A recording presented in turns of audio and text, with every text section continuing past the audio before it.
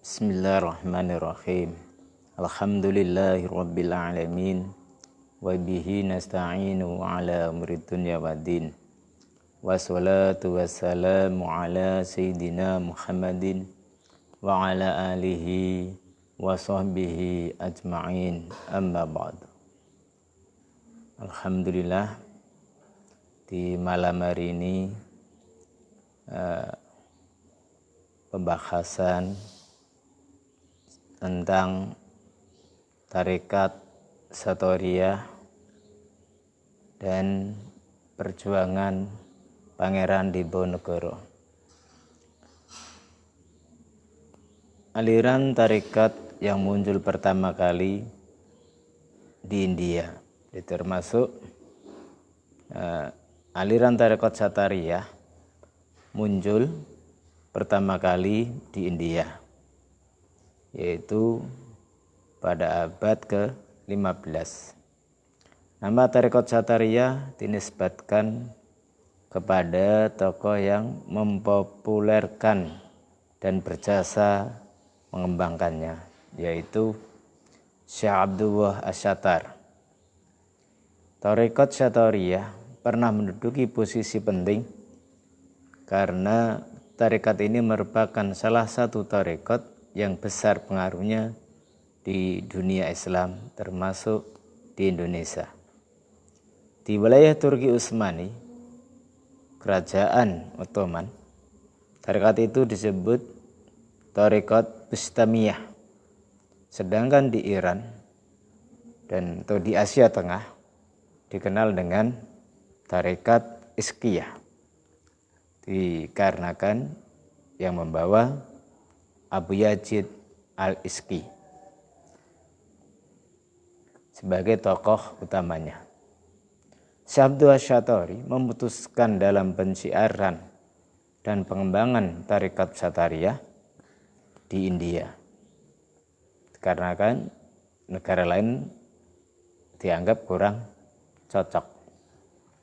Keputusan yang diambil oleh beliau ternyata sangat tepat, karena disinilah Syekh Abdullah Asy-Syattar memperoleh popularitas dan berhasil di dalam mengembangkan tarekat Satoriyah. Beliau menetap di India hingga sampai akhir hayatnya, yaitu kurang lebih 1485 Masehi, dalam usia kurang lebih 106 tahun. Oleh murid-murid beliau, tarekat Satoriyah dikembangkan hingga ke wilayah Nusantara dalam beberapa periode. Termasuk periode yang pertama, tarekat Satoriyah dikembangkan di Nusantara dibawa oleh Wali Songo, termasuk Sunan Kalijaga, Sunan Gunung Jati, Sunan Bonang, dan lainnya. Nah, beliau ini mengambil dari Sulu, jadi Sulu yang ada di Filipina.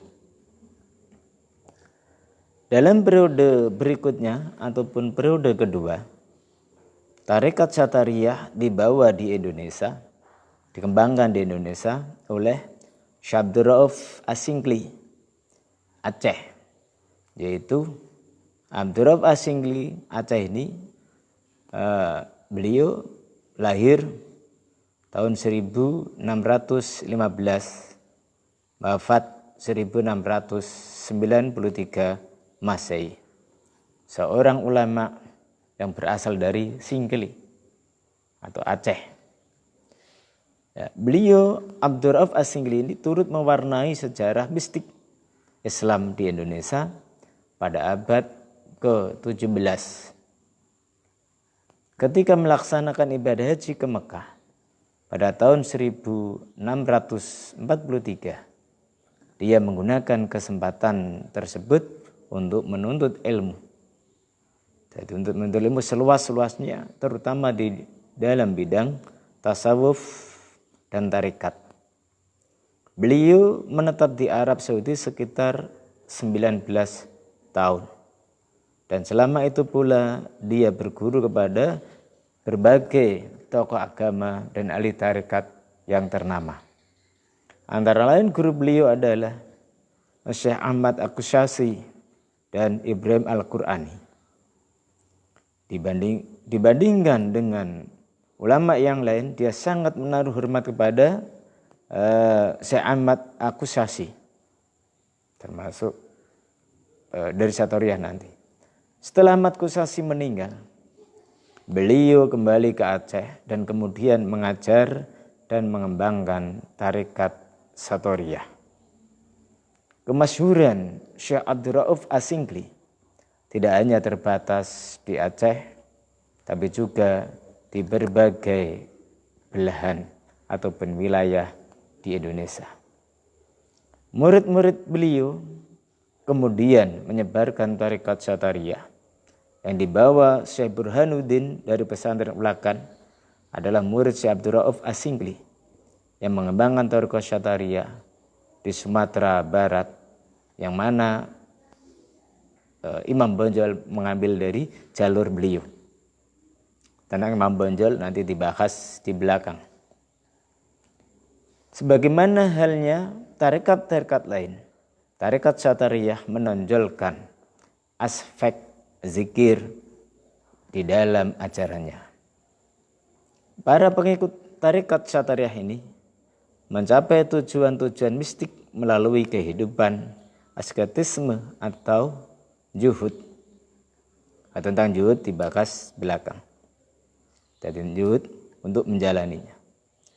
Untuk menjalaninya, seorang terlebih dahulu harus mencapai kesempurnaan pada tingkatan akhyar, orang-orang yang terpilih, dan abror, orang-orang yang terbaik, serta menguasai rahasia-rahasia zikir. Perkembangan mistik tarekat Satoriyah ini ditujukan untuk mengembangkan suatu pandangan yang membangkitkan kesadaran akan Allah Subhanahu wa Ta'ala di dalam hati. Tetapi tidak harus mencapai atau melalui tahapan fana. Nah, tentang tarekat Pangeran Diponegoro, jalurnya. Di Jawa Barat, tarekat Satoriyah dikembangkan oleh Syekh Abdul Muhyi, yaitu beliau antara tahun 1650 meninggal tahun 1730 Masehi. Dari beliau, tarekat Satoriyah ini kemudian menyebar ke Jawa Tengah dan Jawa Timur serta wilayah-wilayah yang lain.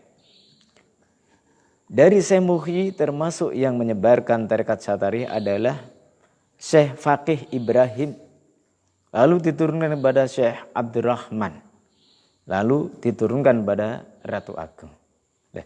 Dari Ratu Ageng diturunkan pada Pangeran Diponegoro. Diponegoro juga menerima tarekat Satoriyah dari jalur Sunan Kalijaga, yang ke atasnya lewat Sultan Agung, termasuk khusus tarekat dalam lingkungan kesultanan. Pangeran Diponegoro mulai dari usia remaja, beliau sudah mendalami dan mengamalkan tarekat Satoriyah yang tadi dibimbing oleh secara khusus awalan dari Ratu Ageng. Jadi Ratu Ageng. Lalu Pangeran Diponegoro diangkat sebagai mursyid tarekat ataupun guru tarekat Satoriyah sewaktu beliau masih berusia 35 tahun. Jadi 35 tahun. Pada awalnya beliau berdakwah dan mengembangkan tarekat Satoriyah secara diam-diam serta khusus. Karena ini termasuk ciri-ciri Satoriyah.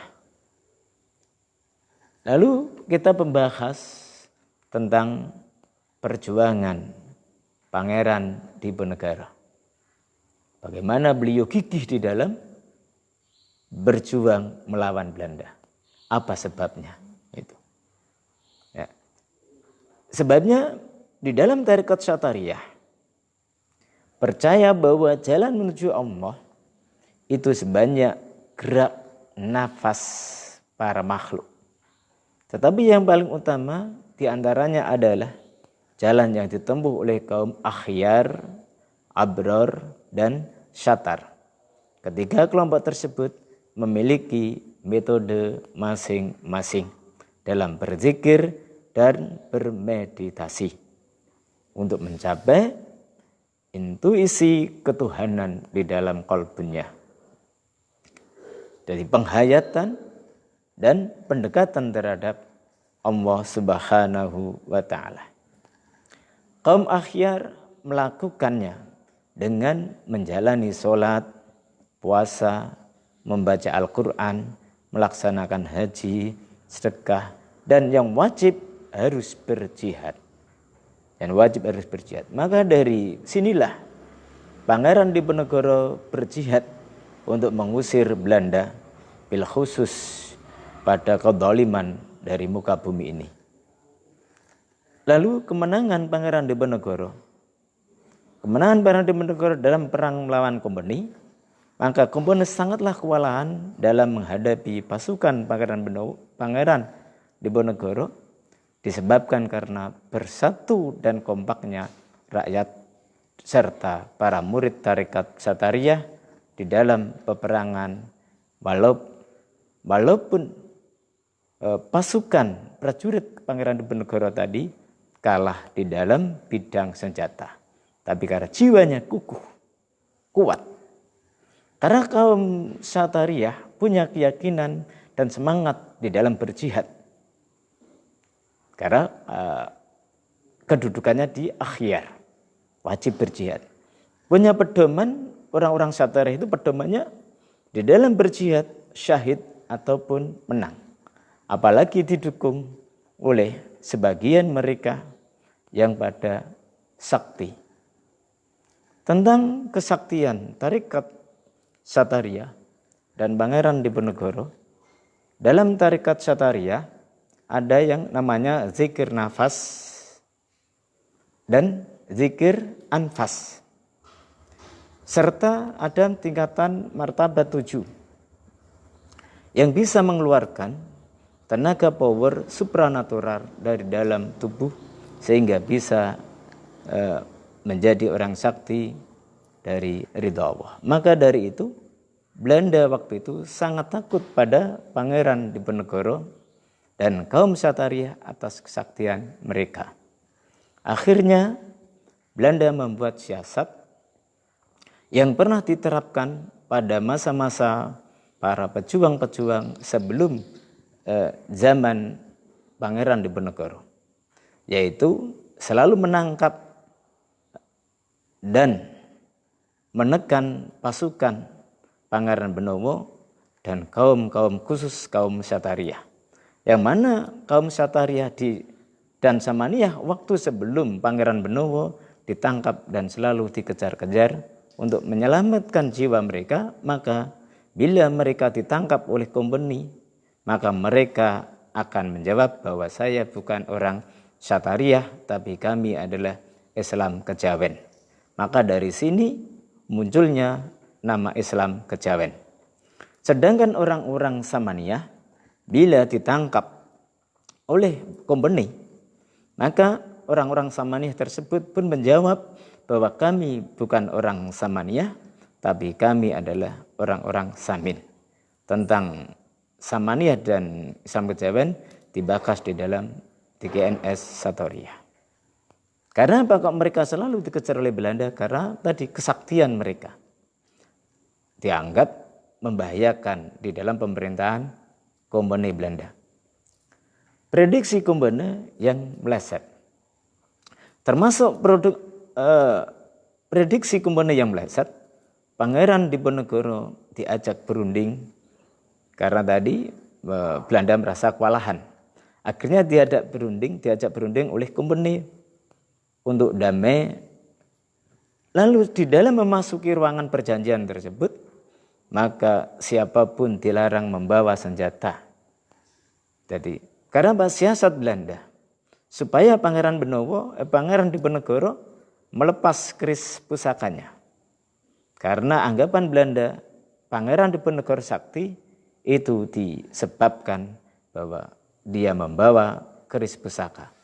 Padahal termasuk kesaktian Pangeran Diponegoro bukan karena keris pusaka, jadi keris pusaka yang dibawanya, tetapi karena tadi pembahasan tentang orang-orang tarekat Satariyah, ada metode-metode untuk bisa jadi sakti dengan ridho Allah. Akan tetapi memang keris pusaka Pangeran Diponegoro juga mengandung suatu barokah dan karomah. Sebab dari karomah Pangeran Diponegoro yang memang seorang wali sekaligus seorang mursyid tarekat.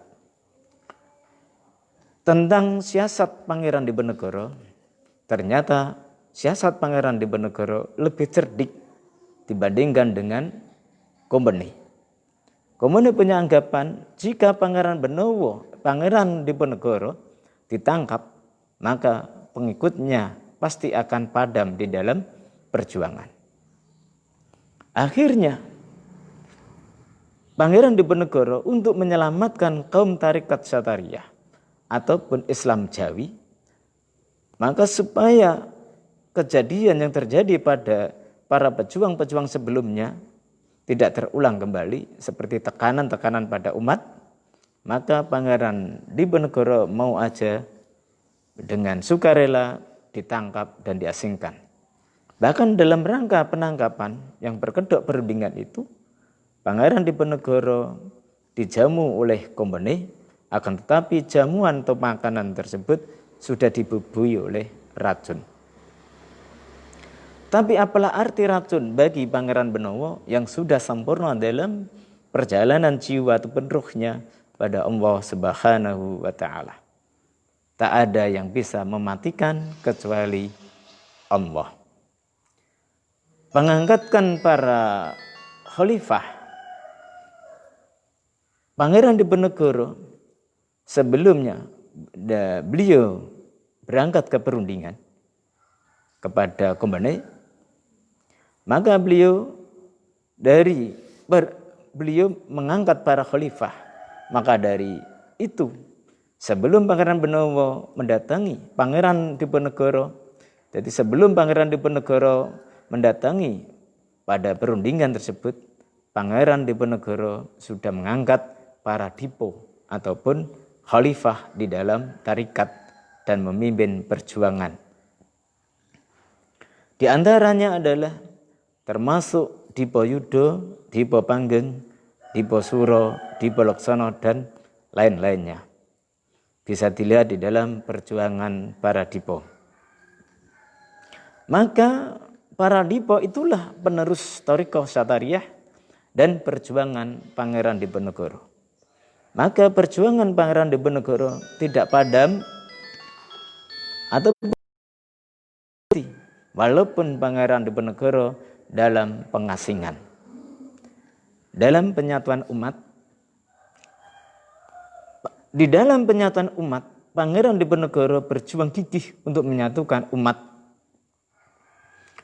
Jadi untuk menyatukan umat Islam serta pada rakyat pada umumnya, supaya kuat di dalam menghadapi company dari berbagai macam bentuk. Maka kaum tarekat itu jiwa perjuangannya tidak usah diragukan lagi. Jadi maka dari orang tarekat jangan diragukan lagi di dalam perjuangan. Walau tak terucap dari lesannya bahwa saya seorang pejuang, saya siap perang. Walaupun tidak terucap, tapi orang-orang ahli tarekat itu lebih gigih di dalam perjuangan.